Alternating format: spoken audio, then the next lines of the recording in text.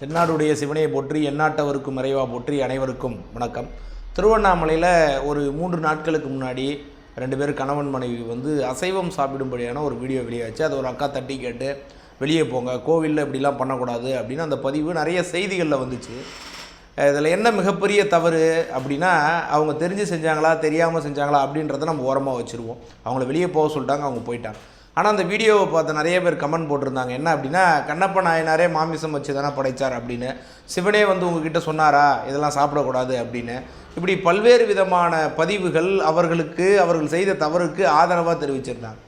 முதல்ல ஒன்று புரிஞ்சுக்கணும், கண்ணப்ப நாயனார் மாமிசம் வைத்து படைத்தார். எதற்காக படைத்தார்? அவருடைய பக்தி எப்பேற்பட்டது? இறைவனுக்காக கண்ணை கொடுத்தார். ஒரு கண் இல்லை, 2வது கண்ணை இறைவனுக்கு கொடுக்க தன்னுடைய கண்ணை பெயர்த்தெடுக்க முயலும் பொழுது தான் இறைவன் தடுத்து ஆட்கொள்கிறார். அப்பேற்பட்ட பக்தி நம்மக்கிட்ட இருக்கா? கொஞ்சம் யோசித்து பார்க்கணும். அது மட்டும் இல்லை, கண்ணப்ப நாயனார் வேடர் குலத்தை சார்ந்தவர், தினமும் வேட்டையாடி உணவை எடுத்துக்கொள்ளக்கூடியவர்.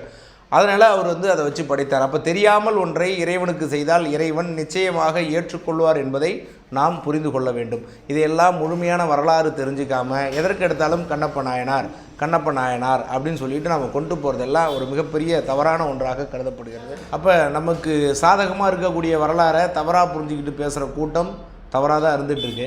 இப்போ இன்னொரு உதாரணம் சொல்கிறேன். கலிய நாயனார் அப்படின்னு சொல்லிட்டு திருவொற்றியூரில் இருந்தார்.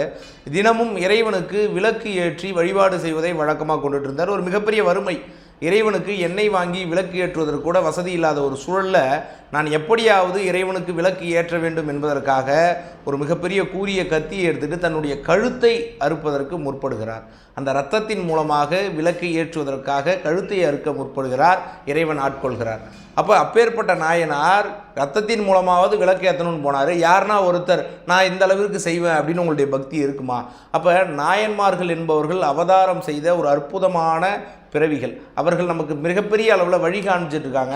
அதனால் அவர்களை தவறான உதாரணமாக எடுத்துக்கிட்டு கோவிலுடைய நம்முடைய பண்பாடு கலாச்சாரம் எல்லாவற்றையும் சீரழிக்கும் விதமாக இது மாதிரியான தவறான செயல்களுக்கு, அதாவது ஆலயத்தில் மாமிசம் உண்பது போன்ற தவறான செயலுக்கு யாரும் ஆதரவு தெரிவிக்காதீர்கள். இதெல்லாம் கண்டிக்கக்கூடிய ஒன்றாக இருக்க வேண்டும். வரும் காலங்களில் இது போன்ற செயல்களில் யார் ஈடுபட்டாலும் நிச்சயமாக அவர்களுக்கு ஒரு மிகப்பெரிய கண்டனத்தை நாம் தெரிவித்து வெளியேற்ற வேண்டும். நம்முடைய பண்பாடு, நம்முடைய கலாச்சாரம் ஒரு உயரிய நாகரிகம், நம்முடைய சைவ சமயத்தினுடைய நாகரிகம். இதை நாம் போற்றி பாதுகாக்க வேண்டும். மீண்டும் ஒரு அற்புதமான ஆன்மீக பதிவில் சந்திக்கிறேன். நன்றி, வணக்கம்.